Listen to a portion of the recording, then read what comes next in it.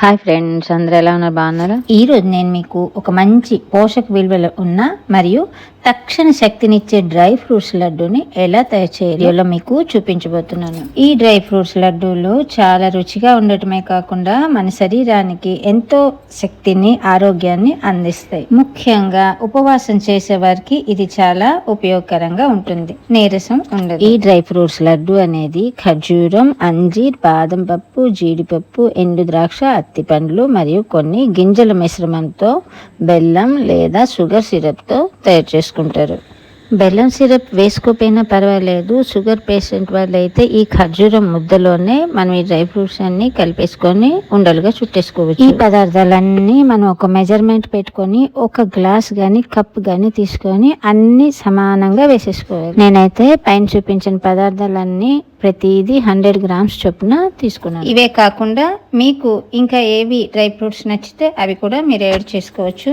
అయితే ఈ లడ్డు రోజుకు 1 లేదా 2 మాత్రమే తినాలి. అంతకంటే ఎక్కువ తింటే మాత్రం వెయిట్ పెరిగిపోతుంది. చాలా జాగ్రత్తగా బ్యాలెన్స్ గా తినాలి. సో ఇన్ని పోషక విలువలున్న ఈ డ్రై ఫ్రూట్స్ లడ్డూని ఎలా తయారు చేసేలో చూసేద్దామా? మరి ఇంకెందుకు ఆలస్యం, ఎంతో రుచికరమైన డ్రై ఫ్రూట్స్ లడ్డూని ఎలా తయారు చేసేలో చూసేద్దామా? ఇప్పుడు స్టవ్ వెలిగించి దానిపైన ఒక ప్యాన్ పెట్టి అందులో కొంచెం నెయ్యి వేసుకొని డ్రై ఫ్రూట్స్ అన్నింటినీ ఒక్కొక్కటిగా నేను చూపించిన విధానంలో లైట్ బ్రౌన్ కలర్ వచ్చే వరకు ఫ్రై చేసుకోవాలి.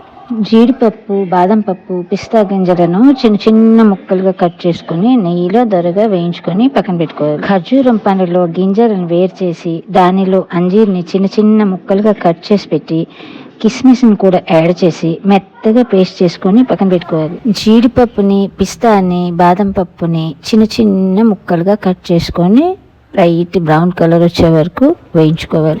ఇప్పుడు ఒక కడాయిలో కొంచెం బెల్లం వేసి వేడి చేసుకొని అందులో ముందుగా పేస్ట్ చేసి ఉంచుకున్న ఖర్జూరం ముద్దని వేసి బాగా మెత్తగా పూర్తిగా కలిసే వరకు కలుపుకోవాలి.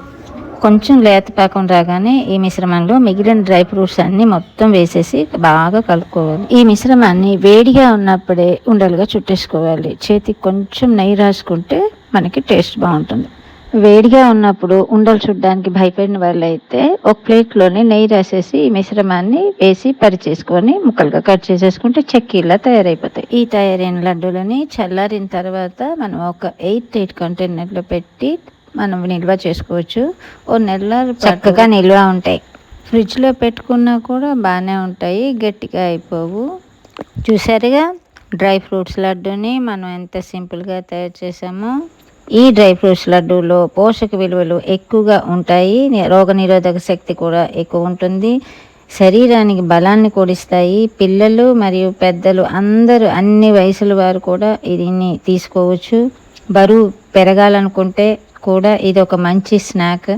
అలానే ఎక్కువగా తీసుకుంటే ఊబకాయం అయిపోతుంది. చాలా లిమిట్గా, బ్యాలెన్స్డ్గా రోజుకి 1 లేదా 2 మాత్రమే తినాలి. అంతే, చాలా సింపుల్గా డ్రై ఫ్రూట్స్ లడ్డు తయారు చేసాం కదా.